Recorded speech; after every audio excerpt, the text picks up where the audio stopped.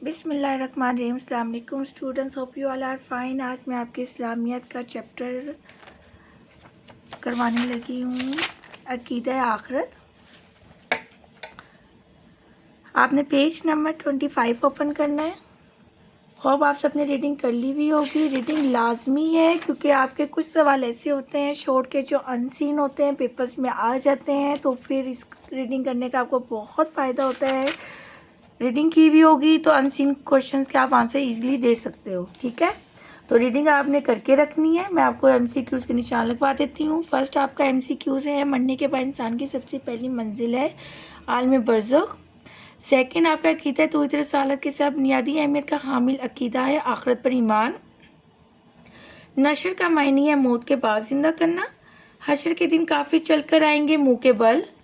और लास्ट है जब नबी करीम सल्लल्लाहु अलैहि वसल्लम कब्र अनवर से बाहर तशरीफ़ लाएंगे तो आप सल्लल्लाहु अलैहि वसल्लम के दाएं तरफ होंगे हज़रत अबू बकर सिद्दीक़ रज़ियल्लाहु अन्हु। आपने इनको टिक कर लेना है।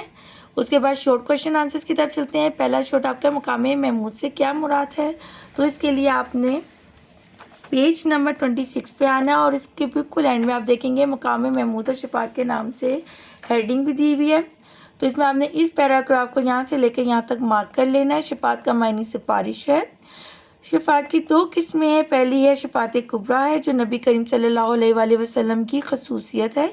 इस शफात का फ़ायदा पूरी इंसानियत को होगा क्योंकि हिसाब के इंतज़ार की सख्ती ख़त्म हो जाएगी और हिसाब शुरू हो जाएगा। इसी शफात को मकाम महमूद कहते हैं।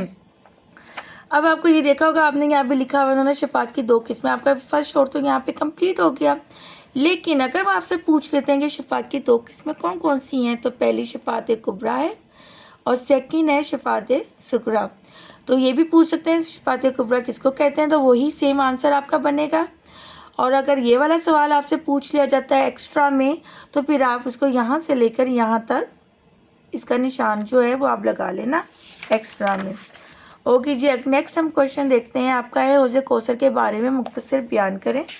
तो आप आ जाओ इस पेज पे, पेज नंबर 27 पे हौज़ कौसर के बारे में लिखा हुआ है। कौसर जन्नत के उस हौज़ का नाम है जो नबी करीम सल्लल्लाहु अलैहि वसल्लम को रोज़े क़यामत अता किया जाएगा और नबी करीम सल्लल्लाहु अलैहि वसल्लम की उम्मत इससे सैराब होगी।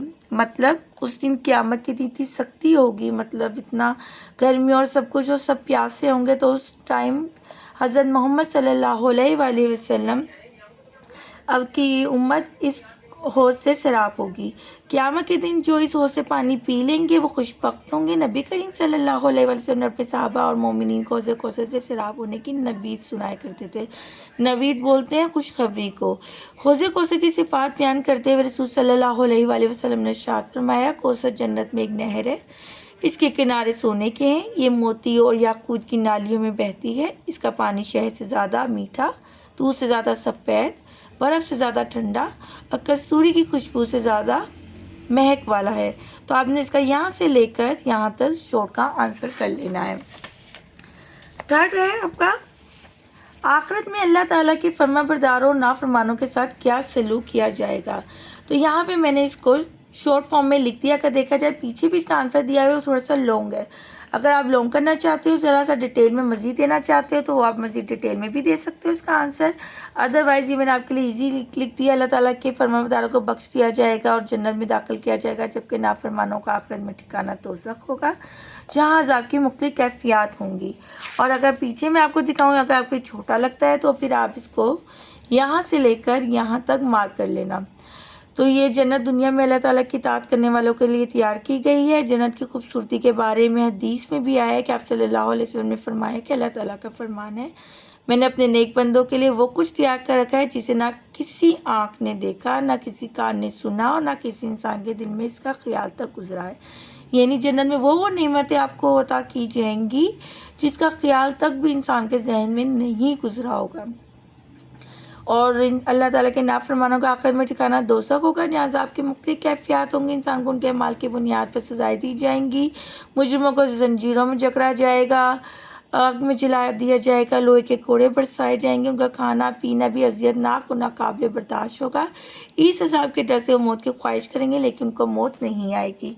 अगर आपने ये करना है ये कर लो। अगर आपने सिंपल इजी फॉर्म में लिखना है तो आप इसको ایزی اور شارٹ فارم میں ایسے بھی کر کے لکھ سکتے ہو۔ آگے جو آپ کا ہے تفصیلی جواب دیں، عقیدہ آخرت پر جامع نوٹ لکھیں۔ تو اس کا میں نے پہلے سے ہی جو آنسر ہے وہ لکھ لیا ہوا ہے۔ جی، عقیدہ آخرت کا مفہوم۔ اسلام نے اپنے ماننے والوں کو مرنے کے بعد ایک نئی زندگی کا تصور اور عقیدہ دیا ہے۔ اسلام نے اپنے ماننے والوں کو نہ صرف اس عارضی دنیا کے احکامات سکھائے ہیں بلکہ مرنے کے بعد جتنی منازل انسان نے طے کرنی ہے ان سب کے حوالے سے بھی رہنمائی فرمائی ہے۔ عقیدہ آخرت کی اہمیت۔ تمام انبیاء کرام علیہ السلام نے جن عقائد کی تعلیم کو اپنے ماننے والوں تک پہنچایا ان میں عقیدہ توحید اور رسالت کے ساتھ عقیدہ آخرت بنیادی اہمیت کے حامل رہا ہے۔ آخرت پر یقین رکھنے والوں کو پرہیزگار اور مومنین کہا جاتا ہے۔ عقیدہ آخرت اور اس کے متعلق منفی دلائل، ظاہر سی بات ہے ہر ایک کے اپنے اپنے دلائل ہوتے ہیں، تو جو آخرت سے انکار کرتے تھے وہ obvious سی بات ہے اس کے بارے میں دلائل بھی دیتے تھے۔ عقیدہ آخرت کا انکار کرنے والوں کا کہنا تھا کہ زمین کے نیست و نابود ہونے کے بعد ہم دوبارہ کیسے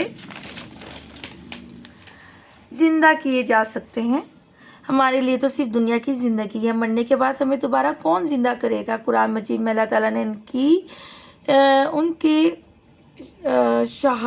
شبہات کو رد کرتے ہوئے فرمایا، ترجمہ شبہات مطلب جو انہوں نے اپنے جو ان کے شک و شبہات تھے، مطلب ڈاؤٹ فل تھے، اس کے بارے میں اللہ تعالیٰ نے اس کو رد کیا اور فرمایا، اور وہی ہے جو مخلوق کو پہلی بار پیدا فرماتا ہے پھر وہی اسے دوبارہ پیدا کرے گا، اور یہ اس پر بہت آسان ہے۔ لاسٹ آپ کہیں گے عقیدہ آخرت کے متعلق عقلی دلائل۔